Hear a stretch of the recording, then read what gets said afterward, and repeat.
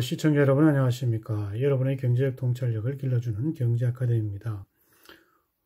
지금부터 오늘의 경제아카데미 방송을 시작하겠습니다. 오늘은 2020년 5월 8일 대구일보 21면 오늘의 제목은 투자의 기재 워렌 버핏 가장 약한 고리는 레버리지라는 제목을 가지고 이상근님이 정리한 투자의 마인드 리셋 이라는 내용을 살펴보도록 하겠습니다.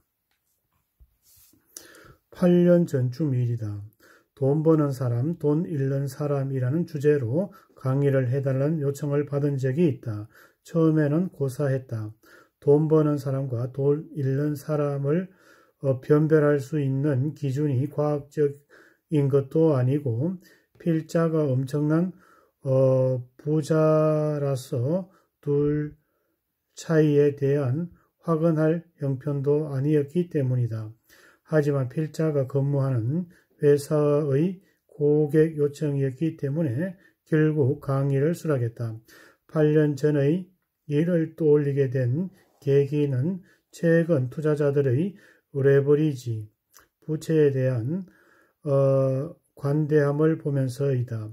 부동산 시장에서는 영혼까지 끌어 모아서 집을 산다는 영끌이라는 말이 등장하고 금융시장에서는 원유, 레버리지, 상장지수, 정권 등 레버리지의 관련 상투자 상품에 과감하게 베팅하는 이들이 크게 늘었다. 한쪽에서는 조바심에서 빚을 내고 다른 한쪽에서는 빨리 돈을 벌기 위해 레버리지를 활용했다. 뛰어난 지식인이 투자 잘하는 것이 아니야.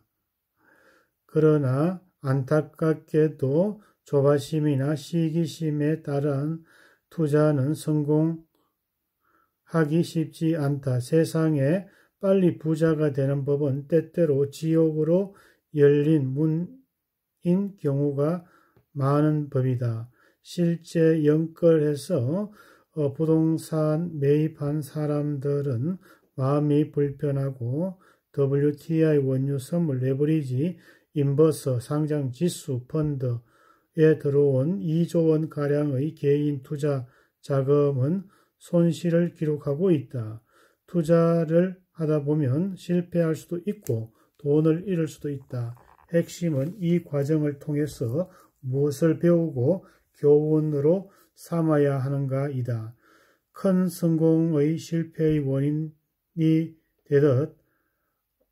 되기도 하듯 실패는 추후에 큰 성공의 밑거름이 되는 인생사 아니든가. 돈을 버는 사람과 돈을 잃는 사람은 엄밀하게 구분할 수 있는 객관적이고 과학적인 측정 방법은 없다. 경험칙이 대부분이다. 그런데 경험칙은 대개 세월이 흘러도 변하지 않고 세계의 거부나 투자가들이 여전히 들려주는 얘기이다.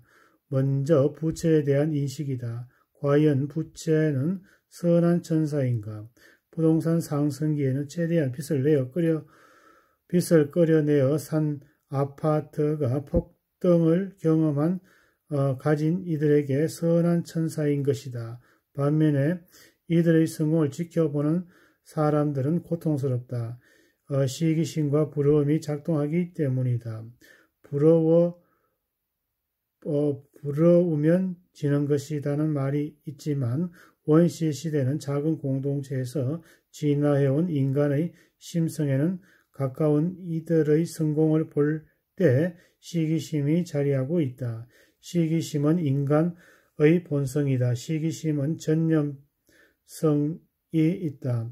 타인의 성공에 시기심을 느끼는 사람들이 늘고 주식이나 부동산의 자산 가격이 갈라지면서 시장은 흥분과 열광으로 가득해진다. 이미 비례해 부채도 증가한다. 대부분의 자산시장에서 발생하는 위기의 배경에도 과도한 부채가 자리 잡는 배경이다.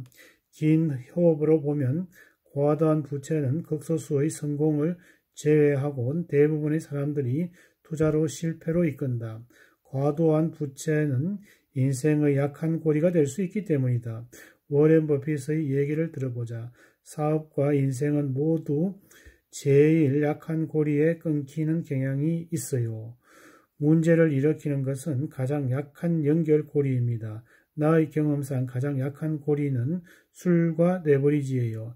나는 다른 어떤 것보다 술과 레버리지 때문에 실패한 사람을 많이 봤어요. 돈 버는 사람들은 부채를 활용하지만 부채를 좋아하지는 않는다.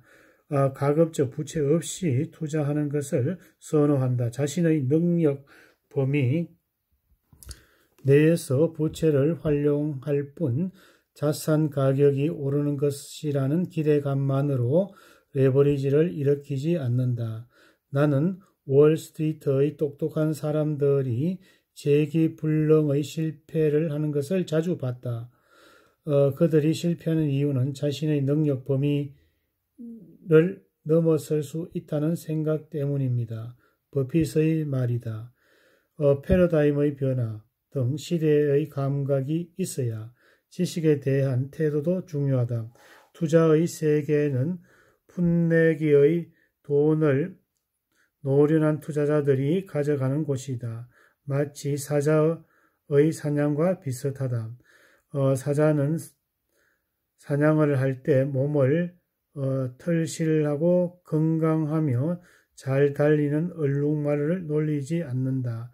늙고 힘이 없고 자기 보호 능력이 떨어지는 새끼를 목표로 삼는다. 그만큼 생존이 어렵기 때문이다. 투자의 세계에서도 생존이 결코 쉽지 않다. 죽지 않기 위해서는 최소한 자기 보호 능력이 있어야 한다.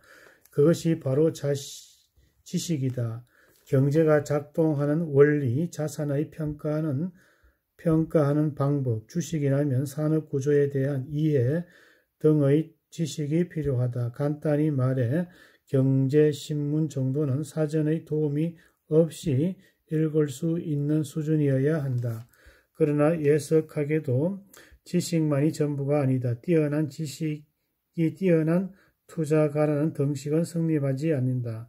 정의는 많다. 물리학의 창시자 아이작 뉴턴 당대 최고의 경제학자이지만 대공황에 큰 돈을 날린 어빙 피셔, 창조 파괴의 개념을 경제에 도입한 혁신의 경제학자이지만 주식 투자자로서는 재미를 못 본 조셉 슈페터 등은 지식과 투자 성적이 정비례하지 않는다는 생생한 증인들이다. 지식에 대한 감정적인 훈련이 반드시 필요하다. 현대정권 분석의 아버지 벤자민 그레이먼 투자에서 현명함을 IQ나 사회 시험 점수로 보지 않는다. 오히려 성적과 관련된 특성을 보았다. 시장의 유혹과 재미에 인내하고 기다리면 또 실패를 하더라도 거기서 배우는 자세로 여겼다. 그래야 인간의 성격이나 기질을 지식보다 더 중요한 투자의 덕목으로 꼽는 것은 투자의 세계에서 그 누구도 완벽하게 예측할 수 없고 매번 이길 수도 없는 사정도 연결된다. 그리고 운이 있어야 한다. 운은 사주의 팔자일 수도 있고 부모의 복일 수도 있고 시대를 잘 만난 것일 수도 있다. 필자는 명리학자가 아니지만 사주 팔자 조상의 복은 언급할 능력이 없다. 현실적으로 지적이고 싶은 것은 시대적인 운이다. 다른 말로 시대 감각이 있어야 한다. 자신이 두 발을 딛고 있는 현실에 어떤 곳을지 알아야 한다는 얘기이다. 가까운 예로 고성장 시대인지 저성장 시대인지 도시가 확장되는 시대인지 멈춘 시대인지 산업의 패러다임이 어떻게 바뀌어 나가는지 등을 들 수 있다. 사람은 일부 뛰어난 지성을 제외하고는 자기의 시대의 범위를 넘어설 수도 없고 투자라고 예외될 수 없다. 삼성그룹의 창업자 이병철 회장은 생전에 주변 사람들에게 붓글씨를 써주곤 했다고 한다. 즐겨 썼던 글은 운, 둔, 근 세 글자였다. 호암의 어록에서는 이 세 글자의 의미를 이렇게 적고 있다. 사람이 성공하는 세 가지 요체가 있는데 운, 둔, 근이다. 운을 놓치지 않고 운을 잘 타고 나려면 역시 운이 다가오기를 기다리는 일종의 둔한 맛이 있어야 한다. 운이 트일 때까지 버텨나가는 끈기, 굳센 신념이 있어야 한다. 둔과 근이 따르지 않을 때 아무리 좋은 운이라도 놓치고 말기 일수이다. 세상살이가 힘들거나 시장이 급변할 때에는 빨리 돈 벌고 싶은 사람이 많아진다. 실제 일부는 그런 사람도 있지만 대부분은 오히려 반대로 빨리 돈을 잃는다.